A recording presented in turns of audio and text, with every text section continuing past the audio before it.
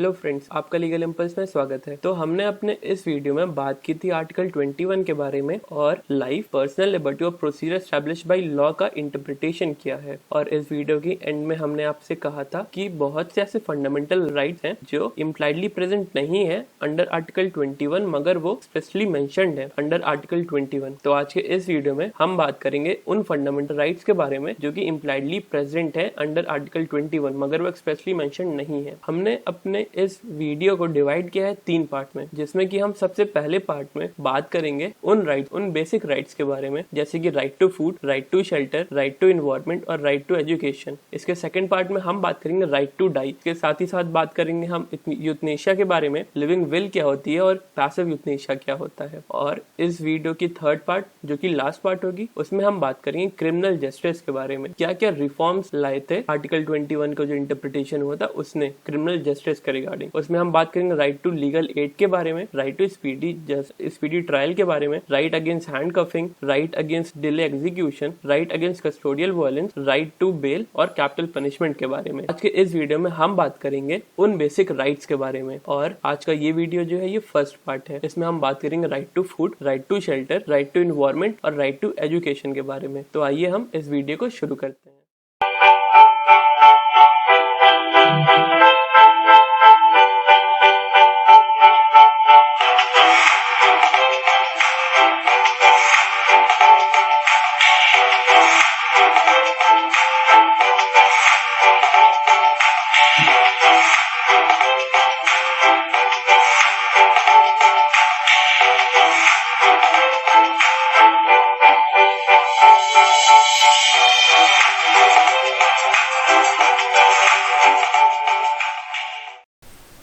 Right to life, जो कि included है आर्टिकल 21 के अंदर। क्या इसके अंदर राइट टू फूड भी आता है? क्या राइट टू फूड एक फंडामेंटल राइट है? तो इस क्वेश्चन के लिए हम ये केस देखेंगे, people's union for civil liberty versus union of India 2001 supreme court. तो जो फूड है, सबसे पहले access to food was first declared a right in the united nation under the universal declaration of human right 1948। तो सबसे पहले जो food की बात की गई थी वो उसे डिक्लेयर किया गया था as a right under universal declaration of human right 1948। तो इसी तरीके से एक अफर्मेशन है जो इंडिया ने ज्वाइन किया है। India has joined such political affirmation as the 1996 Rome declaration of the world food summit. तो इंडिया भी एक ऐसा ही अफर्मेशन को साइन किया है जो कि है रोम डिक्लेरेशन वर्ल्ड फूड समिट का 1968 का जो हुआ था, वो भी बात करता था एक्सेस टू फूड के बारे में। तो हम देखते हैं people's union for civil liberty versus union of India के केस में क्या कहा गया राइट टू फूड के रिगार्डिंग।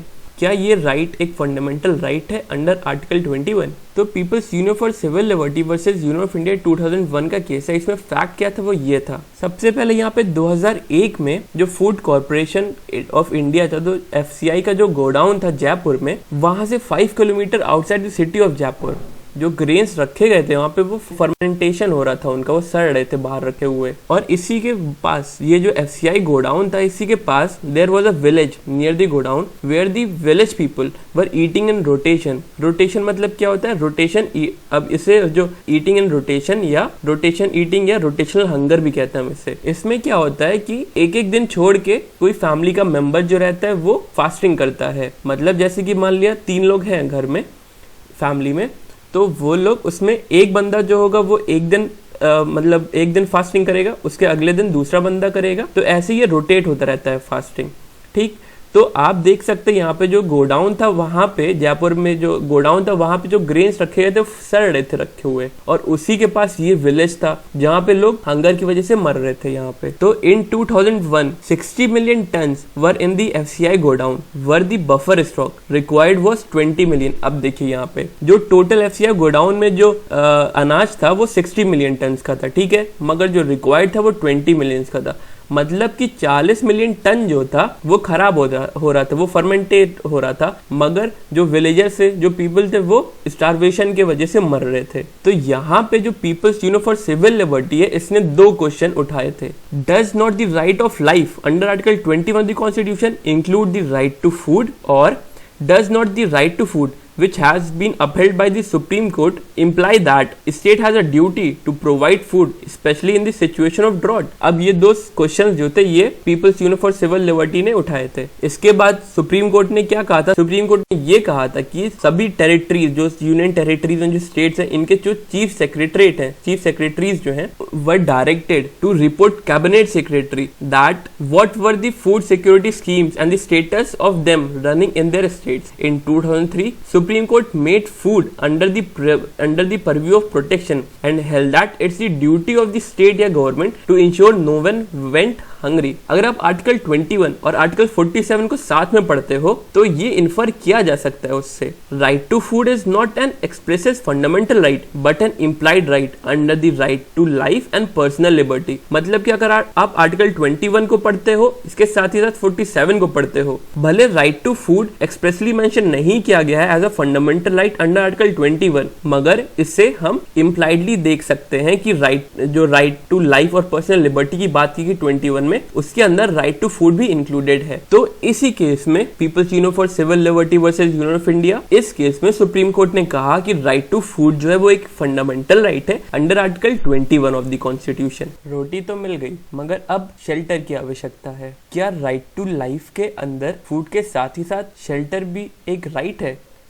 क्या राइट टू शेल्टर भी एक फंडामेंटल राइट है अंडर आर्टिकल 21? इस चीज को जानने के लिए हम दो केसेस की हेल्प लेंगे। शांति सर बिल्डर्स वर्सेस करायन किमलाल 1990 सुप्रीम कोर्ट, और दूसरा जो केस है वो Chameli Singh versus state of Uttar Pradesh. तो हम सबसे पहले केस डिस्कस करेंगे वो है Shanti star builders versus Narayan Kimlal 1990 supreme court. तो यहाँ पे फैक्ट क्या थे, सबसे पहले हम वो देख लेते हैं। Under article 20 and 21 of the Urban Land Sealing and Regulation Act 1970, the state government exempts certain excess lands from the provision of the act on the condition that the land be used by the builders for the purpose of providing housing for the weaker section of the society, but the builder have not done so। मतलब कि जो ये land ceiling and regulation act है, इसका section 20 और 21 है, वो state government को कुछ पावर्स प्रोवाइड करता है कि जो बिल्डर्स के पास जमीन है, ठीक, उन सब जमीन के ऊपर तो टैक्स लगता होगा ना, मगर उसमें से, उस जमीन में से कुछ पोर्शन उस लैंड का वो वीकर सेक्शन के लिए अगर वो हाउसिंग बनाते हैं तो उनमें उनको वो नहीं देना पड़ेगा और वो एग्जेम्प्ट होगा टैक्सेस से। इस कंडीशन पे उनको जो पोर्शन ऑफ लैंड एग्जाम कर दिया गया कि वो weaker section of the society को लैंड हाउस बना के वो प्रोवाइड करेंगे उसको। मगर यहाँ पे बिल्डर्स ने क्या किया था, उन्होंने ऐसा नहीं किया था, ठीक। तो सुप्रीम कोर्ट ने यहाँ पे क्या हेल्ड किया? Supreme court held it is duty of the state to construct housing at reasonable rates and make them easily accessible to the poor. The state has a constitutional duty to provide shelter to make the right to life meaningful. आपके पास food भी नहीं है, clothing भी नहीं है, accommodation भी नहीं है और डिसेंट एनवायरनमेंट भी नहीं है, तो क्या आप सही माने में अपनी राइट एंजॉय कर सकते हो? क्या वो एक डिग्निफाइड लाइफ होगी? नहीं होगी वो। इसीलिए सुप्रीम कोर्ट ने कहा था कि state has a constitutional duty to provide shelter to make right to life meaningful. उसको मीनिंगफुल बनाने के लिए, राइट टू लाइफ को मीनिंगफुल बनाने के लिए उसके साथ ही साथ जो अदर राइट जरूरी होती हैं उस लाइफ को एंजॉय करने के लिए, वो भी देना चाहिए। उसमें फूड तो आता ही, उसके साथ ही साथ शेल्टर भी आता है। इस केस में सुप्रीम कोर्ट ने ये कहा था राइट टू लाइफ जो है उसके अंदर right to food, right to clothing, right to decent environment और राइट टू रीजनेबल अकोमोडेशन भी इंक्लूडेड है। इसीलिए राइट टू शेल्टर जो है वो एक कॉन्स्टिट्यूशनल राइट है अंडर आर्टिकल 21 और इंक्लूडेड है राइट टू लाइफ के अंदर। इसके बाद जो दूसरा केस है वो चमेली सिंह से स्टेट ऑफ उत्तर प्रदेश का।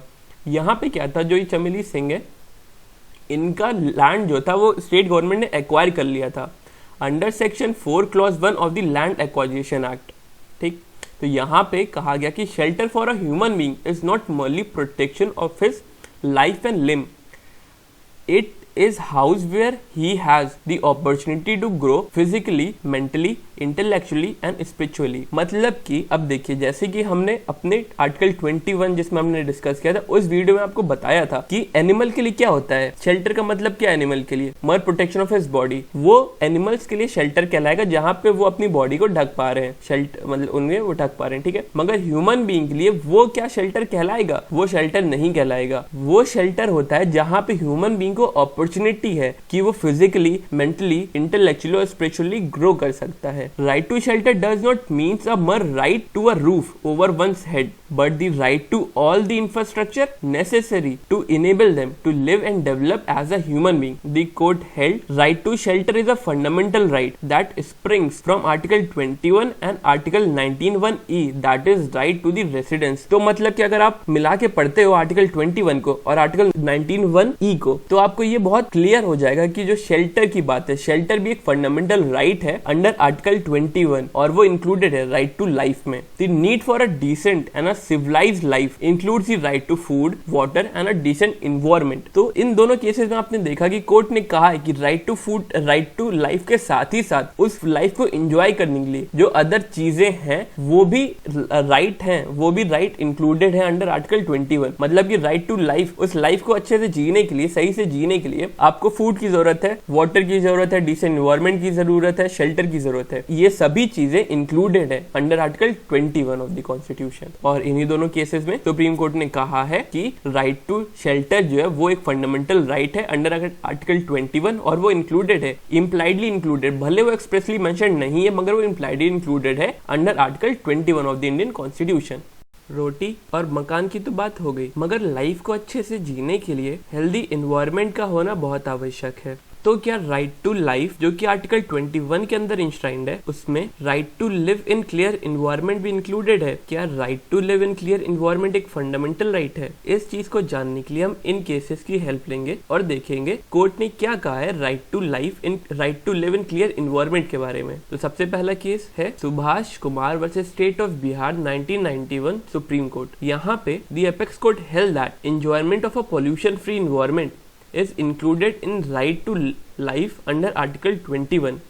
Right to live is a fundamental right under Article 21 and it includes the right of enjoyment of a pollution free water and air for full enjoyment of life. तो सबसे पहले case आपने देखा court ने कहा कि जो राइट टू लिव है वो एक फंडामेंटल राइट है अंडर आर्टिकल 21 के अंदर. तो इस राइट टू लिव इसके अंदर right of enjoyment of a pollution free water और एयर, लाइफ को एंजॉय करने के लिए एसेंशियल है, आवश्यक है. तो यहाँ इस केस में कहा एपेक्स कोर्ट ने कि right to live in healthy environment जो है वो भी एक फंडामेंटल राइट है. दूसरा जो केस है वो है MC Mehta versus union of India 1988 supreme court 1037. यहाँ पे तो इस चीज को कॉग्निजेंस लेते हुए कोर्ट ने कहा कि ऑर्डर किया closure of tanneries which for polluting water. तो सुप्रीम कोर्ट ने यहाँ पे ऑर्डर किया इस केस में कि जो टेनरीज थी, जो टेनरीज से जो पॉल्यूटेड वेस्ट निकलता है उनको बंद किया जाए और वाटर जो पॉल्यूट हो रहा था उनसे उनको रोका जाए. इसके बाद जो केस है वो है MC Mehta versus union of India 1997 supreme court 734. यहाँ पे supreme court issued several guidelines and direction for the protection of the Taj Mahal from environmental degradation. मतलब कि अब देखिए यहाँ पे जो था इस केस में कि जो ताजमहल था वो पॉल्यूट हो रहा था क्योंकि इसके आसपास की जितनी भी टेनरीज थी, जितनी भी फैक्ट्रीज थी, उनसे जो पॉल्यूशन निकलता था वो इसे डिग्रेडेट कर रहा था, इन्वायरमेंटल डिग्रेडेशन हो रहा था. तो इसीलिए सुप्रीम कोर्ट ने कुछ गाइडलाइंस निकाले और डायरेक्ट किया कि ताजमहल को प्रोटेक्ट किया जाए और ये जितने भी चीजें हैं जिनसे इन्वायरमेंटल डिग्रेडेशन हो रहा है उनको रोका जाए. इसके बाद जो केस है वो Vellore citizen welfare forum versus union of India 1996 supreme court. यहाँ पे the court took cognizance of a environmental pollution being caused by tanneries which were polluting all water resources, rivers, canals, underground water and agriculture land. तो इस case में था कि जो tanneries थी उनसे जो पानी निकल रहा था, जो उन टेनरीज से जो पॉल्यूशन निकल रहा था वो रिवर्स को अफेक्ट करता था, मतलब ऑल ओवर जो हमारे वाटर है उसको अफेक्ट कर रहा था वो. तो इसीलिए इस चीज को सुप्रीम कोर्ट ने खुद कॉग्निजेंस लिया और कहा कि इनको ये बंद करना चाहिए. तो इन्हीं सब केसेस के बाद 2006 में TN Godavarman versus union of India 2006 यहाँ पे सुप्रीम कोर्ट ने ले किया दो प्रिंसिपल इस चीज के रिगार्डिंग, इन्वायरमेंटल डिग्रेडेशन के रिगार्डिंग. सबसे पहला जो है वो प्रिकॉशनरी प्रिंसिपल और दूसरा जो है वो पोल्यूटर पे प्रिंसिपल है. तो ये दोनों प्रिंसिपल क्या होता है हम वो देखते हैं. तो सबसे पहले जो precautionary principle, the precautionary principle means that the state government and the concern statutory authorities must anticipate, prevent and attack the cause of environmental degradation. मतलब अब देखिए यहाँ पे प्रिकॉशनरी है ना, मतलब आप पहले से प्रिकॉशन लीजिए और खुद एंटिसिपेट करिए कि आगे इस फैक्ट्री के यहाँ होने से या इस चीज से हमारा इन्वायरमेंट जो वो डिग्रेड हो सकता है और आप इसको प्रिवेंट करिए. और दूसरा जो है वो पॉल्यूटर पे प्रिंसिपल है. Polluter pays principle means that that one who carries on hazardous activities is liable to make good the loss caused to another person by such activity। मतलब कि अब देखिए पॉल्यूशन जैसे कि फैक्ट्रीज को चला रहा है, ठीक है, जो केमिकल की फैक्ट्रीज होती है वो कोई चला रहा है पर्सन, ठीक, तो उस फैक्ट्री से जो धुआं निकल रहा है, जो मतलब जो गैसेस निकल रही हैं वो आसपास के जो लोग रह रहे हैं उनको अफेक्ट कर रही है, ठीक। तो जो पर्सन अफेक्टेड हुए उस चीज से, ये जो पोल्यूटर पे प्रिंसिपल ये कहता है कि जो अफेक्टेड पर्सन हैं उनको फैक्ट्रीज के जो ओनर है वो उन्हें कंपनसेट करेंगे, उन्हें हेल्प करेंगे और उनकी जो लाइफ अफेक्ट हुई उस चीज से उसको सही करेंगे। तो ये पोल्यूटर पे प्रिंसिपल कहलाता है। मतलब कि जो चीज जो जिसने गलत किया है उसे उस चीज को पे करना पड़ेगा और उस चीज को सही करना पड़ेगा। और जो दूसरा था वो था प्रिकॉशनरी प्रिंसिपल। मतलब कि पहले से आप प्रिकॉशन लीजिए, इस चीज को एंटिसिपेट करिए कि इसका ये होने से आगे ये चीज हो सकती है और उसको आप रोकिए। आपने इन सब केसेस के थ्रू देखा कि हमारा जो right to live in healthy environment जो है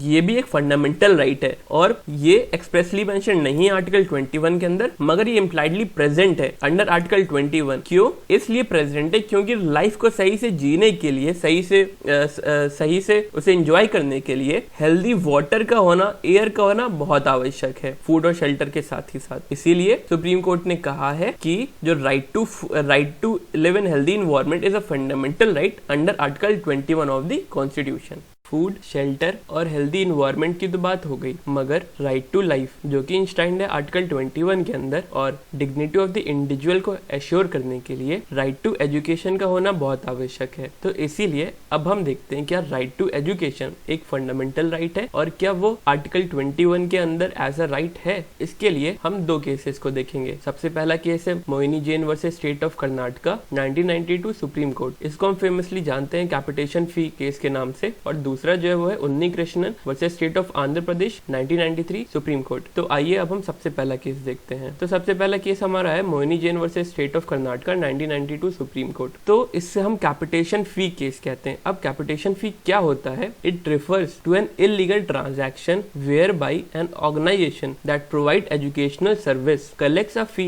that is more than what is approved by regulatory norm. मतलब कि वो अमाउंट ऑफ फी जो कि लॉ द्वारा अप्रूव नहीं किया गया है और उससे ज्यादा है, जो अप्रूव किया गया है लॉ द्वारा फी, उससे अगर ज्यादा कोई अमाउंट है तो वो कहलाता है हमारा कैपिटेशन फी और ये एक इलीगल ट्रांजैक्शन होता है। तो इसी को हम कहते हैं इलीगल ट्रांजैक्शन। मतलब जहां पे एजुकेशनल सर्विसेज के नाम पे हमसे फी मांगा जाता है जो कि रेगुलेटरी नॉर्म से ऊपर होता है, तो उसे हम कहते हैं कैपिटेशन फी। तो अब हम देखते हैं इस केस के फैक्ट क्या थे। तो यहाँ पे जो थी ये मोहिनी जैन, ये मेरठ की थी, ठीक है। इन्होंने चैलेंज किया था एक नोटिफिकेशन जो कि गवर्नमेंट ऑफ कर्नाटका द्वारा निकाला गया था। उस नोटिफिकेशन का नाम था Karnataka educational institution prohibition of capitation fee act 1998। अब ये क्यों पास किया गया था? ये इसलिए पास किया गया था to regulate the tuition fee to be charge from students. तो यहाँ पे क्या हुआ था, इसमें जो मोहिनी जैन थी इनका एडमिशन डिनाई कर दिया गया था क्योंकि ये एक हाई अमाउंट ऑफ फी जो कि मांगा जा रहा था इस इंस्टीट्यूशन द्वारा एज अ ट्यूशन फी जो कि था 60,000 पर ईयर। ये फी इनसे मांगा जा रहा था एज अ ट्यूशन फी, ठीक है। मगर ये जो एक्ट था इसके तहत 3 कैटेगरीज बांटी गई थी। सबसे पहला जो गवर्नमेंट सीट्स थी, कैंडिडेट जो गवर्नमेंट सीट्स के ऊपर उनका एडमिशन हो रहा था उनको 2,000 पर ईयर देना था और जो कर्नाटका के स्टूडेंट्स थे उनको 25,000 देना था। मगर जो कर्नाटका के बाहर के जो स्टूडेंट्स थे उनको 60,000 देना था। तो आप देख सकते हो यहाँ पे ये कितना गलत है, ये अनफेयर है ना ये तो, कि आप जो गवर्नमेंट सीट्स है वहां पे 2,000, मतलब अगर आप कंपेयर करते हो गवर्नमेंट सीट्स को और कर्नाटक के स्टूडेंट्स की जो वो फी मांगी जा रही है एज कम्पेयर टू दैट जो फी स्टूडेंट्स से जो बाहर से आ रहे हैं उनसे मांगी जा रही है वो तो बहुत ज्यादा है ना, बहुत ज्यादा है वो। तो इसीलिए यहाँ पे सुप्रीम कोर्ट ने कहा था कि राइट टू एजुकेशन जो है is a fundamental right under article 21 of the constitution, जो कि डिनाई नहीं किया जा सकता by education institution by charging a higher fee for admission. It is violative of article 14 being arbitrary, unfair and unjust. तो यहाँ पे दो चीजें निकल के आई। सबसे पहले यहाँ पे कहा गया था कि राइट टू एजुकेशन जो है at all levels is a fundamental right of a citizen under article 21, और दूसरी चीज charging any amount must be describe as a capitation fee. तो यहाँ इस केस में दो चीजें निकली थी कि right to education at all levels एक फंडामेंटल राइट है और दूसरा कोई भी अमाउंट जो कि चार्ज किया जाता है वो एक कैपिटेशन फी कहलाता है। तो इसी केस में जो ये जजमेंट आया था इसको कुछ लोगों ने इसके अगेंस्ट गए थे और इसको फिर से चैलेंज किया था। तो वो केस जहाँ पे इस केस की जजमेंट को चैलेंज किया गया था वो है उन्नी Krishnan versus state of Andhra Pradesh 1993 supreme court. तो यहाँ पे क्या होता है, जो ये पेटिशनर है उन्नी कृष्णन, इनके द्वारा एक मेडिकल और इंजीनियरिंग कॉलेज चलाया जाता था बहुत से स्टेट्स में, जो कि है आंध्र प्रदेश, कर्नाटका, महाराष्ट्र एंड तमिलनाडु। इन्होंने कंटेंट किया, इन्होंने आर्गुमेंट दिया कि जो मोहिनी जैन का केस था, मोहिनी जैन में जो डिसीजन आया था, if Mohini Jain decision is correct and followed by respective state government they will have to close down their colleges. ऐसा क्यों कहा अभी आगे चल के आप जानेंगे इस बारे में। तो यहाँ पे एक 5 जज की कॉन्स्टिट्यूशनल बेंच कॉन्स्टिट्यूट की गई थी। यहाँ पे जो डिसीजन आया था वो 3:2 मेजोरिटी का था। इस केस में जो बेंच थी उसने पार्शली मोहिनी जैन का जो डिसीजन था उसको माना था, मगर पार्शली नहीं माना था और उसे ओवर रूल किया था। यहाँ पे कहा गया था राइट टू एजुकेशन जो है is a fundamental right under article 21 of the constitution as it directly flows from the right to life. यहाँ पे the court partly overrule the Mohini Jain case. ठीक है, यहाँ पे कोर्ट ने पार्टली ओवर रूल किया था और ये कहा था held that right to free education is available only to children until they complete the age of 14 years। मतलब कि जो स्टेट है वो उसके ऊपर एक ऑब्लिगेशन है कि वो एजुकेशन प्रोवाइड करेगी, फ्री एजुकेशन प्रोवाइड करेगी चिल्ड्रंस को जो कि 14 ईयर्स के ग्रुप में है, एज ग्रुप में है वो। ठीक, इसके नीचे 14 ईयर्स है या 14 ईयर्स से नीचे है, मगर इसके ऊपर अगर वो लोग हैं तो यहाँ पे ऑब्लिगेशन स्टेट की खत्म हो जाती है। उसी जो ऑब्लिगेशन है वो सब्जेक्ट टू है limits of the economic capacity and development. मतलब कि जो स्टेट है वहां पे कितनी उसकी कैपेसिटी है, इकोनॉमिक कैपेसिटी क्या है उसकी, वहां पे कितना डेवलपमेंट है, उसके हिसाब से हम ये कहेंगे कि वो ऑब्लिगेटरी है या नहीं है एजुकेशन प्रोवाइड करना। मगर अब देखिए यहाँ पे पहले जो कहा गया था मोहिनी जैन वाले केस में कहा गया था कि ऑल चिल्ड्रंस को प्रोवाइड करना, मतलब कि वहाँ पे एज ग्रुप वाली कोई चीज़ नहीं थी। उन्होंने कहा था वहां पे राइट टू एजुकेशन जो है वो अवेलेबल होना चाहिए ऑल चिल्ड्रंस को। मगर इस केस में उन्नी कृष्णन वाले केस में ये कहा गया था कि ऑल चिल्ड्रंस वाली चीज हटा दी गई थी और ये कहा गया था कि 14 ईयर्स तक ये ऑब्लिगेटरी है, मगर उसके ऊपर वो डिपेंड करता है उस स्टेट की इकोनॉमिक कैपेसिटी पे और डेवलपमेंट पे। दी ऑब्लिगेशन जो क्रिएट किए गए हैं आर्टिकल 41, 45 और 46 द्वारा ये एजुकेशन के प्रमोशन के लिए हैं। ये एजुकेशन के प्रमोशन के लिए ये जो स्टेट है वो कैसे कर सकती है, वो कैसे इसको बढ़ा सकती है आगे। तो state can either establish its own institution, मतलब एजुकेशन को कैसे बढ़ावा दे सकती है, वो खुद के इंस्टीट्यूशन एजुकेशन इंस्टीट्यूशन को सेटअप कर सकती है, या जो दूसरे एजुकेशनल इंस्टीट्यूशन है उनको वो एड कर सकती है, यह रिकॉग्नाइज कर सकती है, एफिलिएशन दे सकती है उन प्राइवेट इंस्टीट्यूशंस को। यहाँ पे कहा गया था कि Mohini Jain case was not right in holding that charging of any amount must be describe as a capitation fee. It is not possible for a private education institution to survive if, यहाँ पे they होगा, if they charge fee prescribe by the government institutions. मतलब कि अगर जो private colleges हैं वो उसी अमाउंट पे अगर एजुकेशन प्रोवाइड करने लगे जो कि स्टेट गवर्नमेंट कर रही है, ऐसे तो उनको जो इंस्टीट्यूशन है, प्राइवेट इंस्टीट्यूशन है, वो बंद करनी पड़ेंगी। क्यों बंद करनी पड़ेंगी? क्योंकि वो सर्वाइव ही नहीं कर पाएंगे उस अमाउंट ऑफ फी में। क्योंकि अब देखते हो जो हमारे प्राइवेट इंस्टीट्यूशन होते हैं और जो स्टेट इंस्टीट्यूशन होते हैं उसमें तो एजुकेशन का जो स्टैंडर्ड होता है वो डिफरेंट होता है ना। अब प्राइवेट इंस्टीट्यूशन में आपको एयर कंडीशन मिलता है, वहां पे जो स्टैंडर्ड होता है वो थोड़ा हाई होता है। तो इसके लिए जो गवर्नमेंट इंस्टीट्यूशन फी मांगते हैं उस अगर वो चीज वही फी अगर प्राइवेट इंस्टीट्यूशन मांगने लगे ऐसे तो वो सर्वाइव ही नहीं कर पाएंगे और उन्हें अपना एजुकेशन इंस्टीट्यूशन जो होगा वो बंद करना पड़ेगा। तो यही आर्गुमेंट उन्नी कृष्णन जो है वो उन्होंने कहा था। और तो यहाँ पे ये कहा गया था कि प्राइवेट सेक्टर के जो लोग हैं, प्राइवेट सेक्टर इंस्टीट्यूशन जो हैं, should be involved and encouraged in the field of education, but they must be allowed to do so under strict regulatory control in order to prevent education institution from commercializing education। मतलब कि वो फी तो मांग सकते हैं मगर वो बहुत हाई फी वो नहीं मांग सकते। क्यों नहीं मांग सकते? क्योंकि ये तो फिर कहलाएगा कि आप एजुकेशन को कमर्शलाइज कर रहे हो, इससे एक बिजनेस बना रहे हो। तो इसीलिए स्ट्रिक्ट रेगुलेटरी कंट्रोल जो है उनके अंडर रह के आपको एक फी मांगना चाहिए जो कि सही है, जो कि फेयर है, अनफेयर नहीं होना चाहिए, जो कि आपने देखा था मोहिनी जैन वाले केस में। तो इसीलिए इस केस में ये कहा गया था कि right to compulsory education is available only to children until they complete the age of 14 years. After that it is not obligatory by the state, मतलब ऑब्लिगेशन नहीं है स्टेट का। पहली चीज तो ये। और दूसरा ये कहा गया था कि charging of any amount must not be declared as a capitation fee. तो यहाँ पे ये चीज अब देखा आपने यहाँ पे नोटिस किया कि मोहिनी जैन वाला जो केस था वहां पे ये कहा गया था कि कोई भी अमाउंट जो मांगा जा रहा है वो एक कैपिटेशन फी कहलाएगा। उसी चीज को यहाँ पे ओवर रूल किया गया था और ये कहा गया था कि charging of any amount of fee can not be set as a capitation fee. क्यों? क्योंकि जो प्राइवेट इंस्टीट्यूशन है वो कुछ अमाउंट ऑफ फी तो मांगेंगे ना, क्योंकि अगर वो जो गवर्नमेंट वाली जो फी है अगर उस स्ट्रक्चर पे वो अपना इंस्टीट्यूशन रन करेंगे तो वो तो सर्वाइव ही नहीं कर पाएंगे। तो इसीलिए यहाँ पे ये कहा गया था कि आप कुछ अमाउंट ऑफ फी तो मांग सकते हो मगर एक हाई अमाउंट नहीं मांग सकते हो। तो इन दोनों केसेस में ये कहा गया था कि राइट टू एजुकेशन जो है वो एक ऑब्लिगेटरी है by the state only till the age of 14 years है, उसके ऊपर जो है वो ऑब्लिगेटरी नहीं और वो डिपेंड करता है स्टेट के इकोनॉमिक कैपेसिटी पे और उसकी डेवलपमेंट पे। तो इन्हीं दोनों केसेस के बाद राइट टू एजुकेशन जो है has been declared as a fundamental right under article 21।